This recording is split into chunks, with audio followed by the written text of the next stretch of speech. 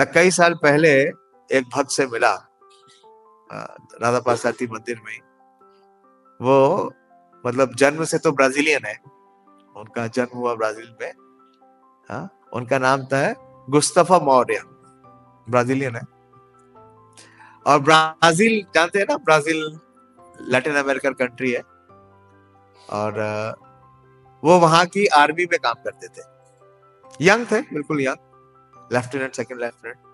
और army school में ही पढ़े थे, आर्मी स्कूल से पढ़े, उसके बाद आर्मी ज्वाइन कर ली।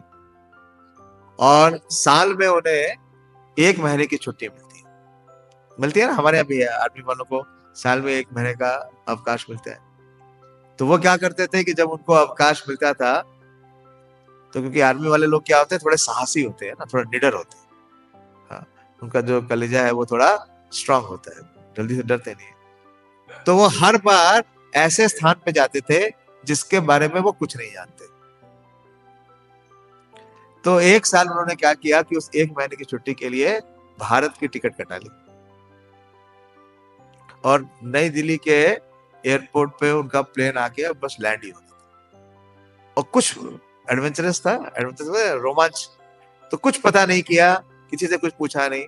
लेकिन जब प्लेन लैंड हो गया, प्लेन लैंड होता है और जब तक आप बाहर आते हैं कुछ टाइम मिलता है, 10-15 मिनट मिलता है। वो प्लेन चलता है, उतरता है, थोड़ा इधर दाएं बाएं जाता है, फिर रुकता है।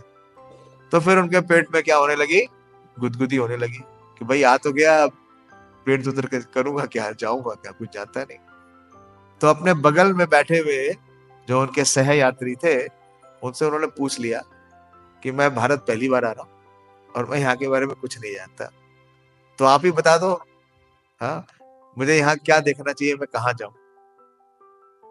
तो वो जो व्यक्ति था भारतीय ही था। हाँ, उसने कहा कि आप बिल्कुल बेकार स्थान पे आए हो, यहाँ देखने योग्य कुछ है ही नहीं। तो ये बड़ा सा अचंभित है, बोले ये क्या बोल रहे हाँ, लेकिन मैं तो यहाँ आ गया। हाँ, वो क्या करते हैं, साल भर कमाते हैं और जितना साल भर में कमाया और बचाया है 1 महीने में स्वाहा कर देते हैं। बोले इतने पैसे खर्च करके मैंने टिकट बना ली है, मैं आ गया। तो बोले अच्छा, अब आ ही गए हो तो एक ही स्थान है जहां पे चले जाना, और वो स्थान है वृंदावन। आप एयरपोर्ट से उतरो, टैक्सी पकड़ो और सीधे वृंदावन पहुंच जाना। तो उसने लिख लिया वृंदावन।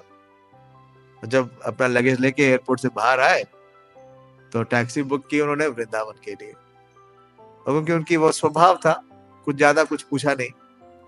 तो टैक्सी वाला भी एक विदेशी व्यक्ति को, हाँ, जो अंग्रेज जैसा है, अंग्रेज है, तो उसको कहाँ लेके जाएगा वृंदावन में? हाँ, कहाँ लेके जाएगा? अंग्रेज मंदिर में ले आया। उस अंग्रेज मंदिर में ले आए। हाँ, वो जब तक बाहर आए, निकले, वृंदावन पहुंचे, शाम का 5 बज गया। तो वो लगेज लेकर के, अपना जो बैग है, वो लगेज क्या होता है उनका, वो बैक पैक होता है, वो बैक पैक लेकर के सीधे मंदिर में पहुंच गए, कृष्ण बलराम राधा श्याम सुंदर के सामने। और 5 बजे से लेकर के 6 बजे तक वहां कीर्तन कौन करते हैं? श्रीपाद आंध्र प्रभु करते थे। तो वो व्यक्ति जब वहां आया, उसने आंध्र प्रभु को देखा और वो कीर्तन कर रहे थे। तो इतना उसके हृदय में आकर्षण हुआ कि वो वहीं बैठ गया। जब तक आंध्र प्रभु कीर्तन करते रहे तब तक वो सुनता रहा, और उसके अंदर इतना आकर्षण जागृत हो गया कि जब तक कीर्तन चलता रहा वो बैठा ही रहा। और वृंदावन में कीर्तन कितना होता है? 24 आवर्स, बंद तो होता ही नहीं है। मंदिर बंद हो गया, रात के 10 बज गए, सारा मंदिर खाली हो गया, खाली कीर्तन करने वाले लोग बच गए। और वो अपने बैग पैक के साथ, लगेज के साथ वहीं जमा रहा, हिला ही नहीं। तो बाकी भक्तों ने देख लिया, भाई कौन आया है, कौन व्यक्ति है ये। तो उसने थोड़ी देर में पूछा कि भाई कौन हो तुम, हाँ, क्या इरादा है तुम्हारा, मंदिर बंद हो गया, जाओ। तो बोला मैं किधर जाऊं? मैं तो कुछ जानता भी नहीं। तो उसने बताया कि मैं तो एयरपोर्ट से उतरा और यहाँ। बोले कुछ खाए या नहीं? बोले कुछ नहीं खाया। कुछ नहीं खाने को मिला। हाँ? तो इस प्रकार से पहले ही इंस्टेंस में, हाँ, उन्हें क्या डेवलप हो गया? कृष्ण प्रेम। क्योंकि उन्होंने किसके मुख से हरि नाम सुना? हाँ, एक शुद्ध भक्त के नाम से, श्रीपादेंद्र। और उसके बाद वो उसी मंदिर में रहे, हाँ, और 24 आवर्स कीर्तन करने लगे। और जब उन्होंने पुस्तकें पढ़नी शुरू की, ग्रंथ पढ़ने शुरू किए, तो एक ही साल में सारे ग्रंथ पढ़ गए और VIH में टीचर बन गए, भक्ति शास्त्री पढ़ाने लगे। फिर एक साल के बाद वो गए मायापुर धाम। मायापुर धाम में गए, वहां पे जाके जयप्रदा महाराज से इतने प्रभावित हुए, लगभग आज से 20 वर्ष पहले की बात बता रहा हूँ। उसमें महाराज स्वस्थ थे, महाराज से दीक्षा प्राप्त कर ली और अपनी ही एक गुरु बहन से, जो महाराज की शिष्या थी, उनसे उनका विवाह हो गया और वहां पे वो MIHE में पढ़ाने लगे। तो बाद में महाराज ने उन्हें सेवा दी कि वो ब्राजील में वापस जाए और वहां जाकर के भक्ति शास्त्री पढ़ाए। तो उससे पूर्व उनको जाना था, हमारा एक और कॉलेज है ना, रूपानुगा कॉलेज है, कहाँ पे है? यूरोप में है, रूपानुगा कॉलेज है। तो वहां के लिए वो वीजा लेने के लिए आए थे, तो दिल्ली मंदिर में आए थे, तो मुझसे उनकी मुलाकात हो गई। तो ये बिल्कुल सच है कि अगर आपको एक क्षण भी शुद्ध भक्त का संग मिलता है और आप उस भक्त के संग को क्या करते हैं? स्वीकार करते हैं, तो क्या कर सकता है? वो आपके जीवन को पूरी तरीके से परिवर्तित, पूरी तरीके से चेंज कर सकता है। ऐसे कई इंस्टेंसेस हैं। आपने श्री प्रभुपाद जी के श्री हरिदास प्रभु का नाम सुना? हाँ, जो आत्मा टीवी में सीरियल आता था वो बनाते थे। तो जो हरिदास प्रभु हैं, वो इस्कॉन में आने से कुछ, वो भी एक बालक अवस्था में थे, लेकिन थोड़े व्यस्क थे, करीबन 10-12 साल के बालक थे। लेकिन उनका संग क्या था? साधुओं का नहीं था। किनका था? जो कि क्या कहते, बदमाश है। तो गलत संगति में रहने के कारण वो क्या करते थे कि ब्लैक में टिकट बेचते थे, किसी की पॉकेट मार लेते थे, जैसे कोई सामान चुरा लेते थे, और जिस प्रकार से एक आवारा बच्चे होते हैं उस प्रकार से दे रहे थे। एक बार उनको कहीं से बैक टू गॉडहेड मैगजीन मिल गई। अब ये बात है प्रभुपाद जी के समय में, 1972 या 73 की बात है, जब प्रभुपाद जी ने इंडिया में 70 के दशक में प्रचार आरंभ किया था। तो उस समय बैक टू गॉडहेड मैगजीन केवल इंग्लिश में निकलती थी। तो उस बैक टू गॉडहेड मैगजीन में प्रभुपाद जी का फोटो था और उसके साथ ही साथ प्रभुपाद जी की घड़ी भी थी। प्रभुपाद जी के पास रोलेक्स वॉच थी वो। अब हरिदास, ये बालक जो था हरि, इसका आकर्षण किसमें हो गया? घड़ी में। इसका आकर्षण प्रभुपाद जी पर ही था, घड़ी में आकर्षण। इसने सोचा कि मैं छोटी मोटी चोरियां करता हूँ, इससे कुछ नहीं होगा, अब मुझे क्या चुरानी है? ये स्वामी जी की घड़ी चुरानी है। मैं स्वामी जी की घड़ी चुराऊंगा। तो वो उसको मैगजीन मिली थी जेल के अंदर, वो किसी पॉकेटमारी में पकड़ा गया और जेल हो गई उसको। जो बच्चों का जेल होता है ना, ऑर्फनेज बोलते हैं, क्या बोलते हैं, जुवेनाइल, हाँ जुवेनाइल। तो वहां ये बुक मिल गई। तो उसका एक लक्ष्य हो गया जीवन का कि जब भी मैं जेल से बाहर निकलूंगा, मैं इन स्वामी जी को मिलूंगा और इनसे ये घड़ी चुराऊंगा। तो जब उसको छुट्टी मिली, मतलब जेल से सजा उसकी समाप्त हुई, वो बाहर आया, तो क्या लेके आया? वो मैगजीन लेके आया। और जिससे भी मिलता उससे बोलता कि ये स्वामी जी कहाँ मिलेंगे। वो ढूंढने लगा स्वामी जी को।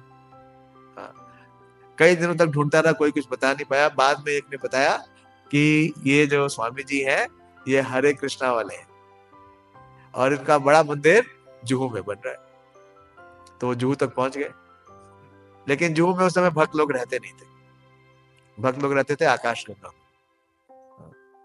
तो वो आकाशगंगा तक पहुंच गए और आकाशगंगा में जब पहुंचे तो वहां पे गिरिराज स्वामी से मिले और उन्होंने ये थोड़ी बताएगा कि मेरे को ये घड़ी चोरी करनी है।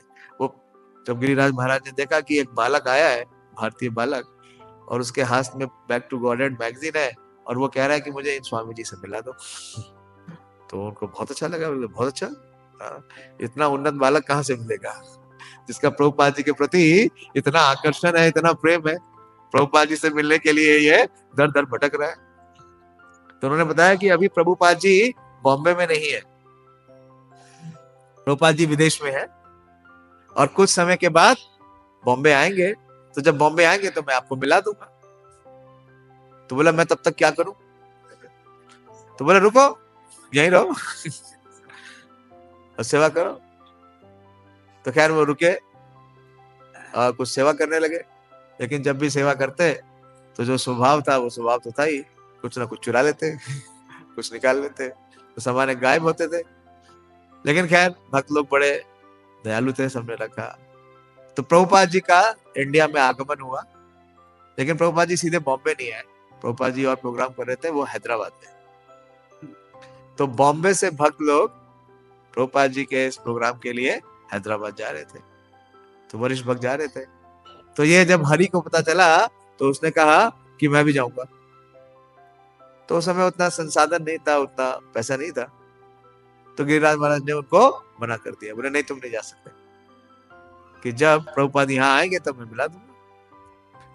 तो बोले नहीं मैं तो जाऊंगा, चाहे आप अनुमति दे चाहे नहीं दे, क्योंकि मैं आया ही यहाँ उनसे मिलने के लिए हूँ, आपसे मिलने थोड़ी आया हूँ, मैं तो उनसे मिलने आया हूँ, तो मैं जाऊंगा। तो जब उनकी इतनी इच्छा शक्ति देखी तो गिरिराज महाराज नतमस्तक हो गए, उनको भी भेज दिया। और जब सब भक्त लोग गए तो जिस दिन वो हैदराबाद पहुंचे, ट्रेन से बॉम्बे से हैदराबाद पहुंचे, उस समय प्रभुपाद जी का पंडाल प्रोग्राम चल रहा था। तो कोई भक्त धर्मशाला में, गेस्ट हाउस में या होटल में नहीं गया, वो सीधे स्टेशन से कहाँ गए? पंडाल में। और ये हरि क्या करता है कि ये भी उनके साथ ही गया, ये प्रभुपाद जी के ठीक सामने जाके बैठ जाता है। प्रभुपाद जी बोल रहे हैं, जैसे मैं यहाँ बोल रहा हूँ, कोई सामने यहाँ आया और यहाँ खड़ा हुआ बैठ गया। तो जब तक प्रभुपाद जी बोलते रहे वो वही बैठा रहा और उनको सुनता रहा, और प्रभुपाद जी को देखे और बार बार देखे घड़ी है या नहीं जिसके लिए वो आए थे। हाँ, तो घड़ी दिख गई तो बड़े आश्वस्त हो गए कि आने का जो प्रयोजन है वो सफल हो गया। तो जब लेक्चर समाप्त हुआ तो प्रभुपाद जी ने उससे पूछा कि तू यहाँ क्यों आया है? और हरि ने कहा कि आपकी घड़ी चुरा दे सीधे स्पष्ट। प्रभुपाद जी ने घड़ी उतारी और उसके सामने रख दी, और प्रभुपाद जी ने कहा कि चोरी करना अपराध है। लेकिन उसने कहा कि नहीं, लेकिन अब मैं आपकी घड़ी नहीं लूंगा। तो ये क्या है? उसका जीवन परिवर्तित हो गया। तो ये बहुत विशेष है, शुद्ध भक्त का संग क्या है।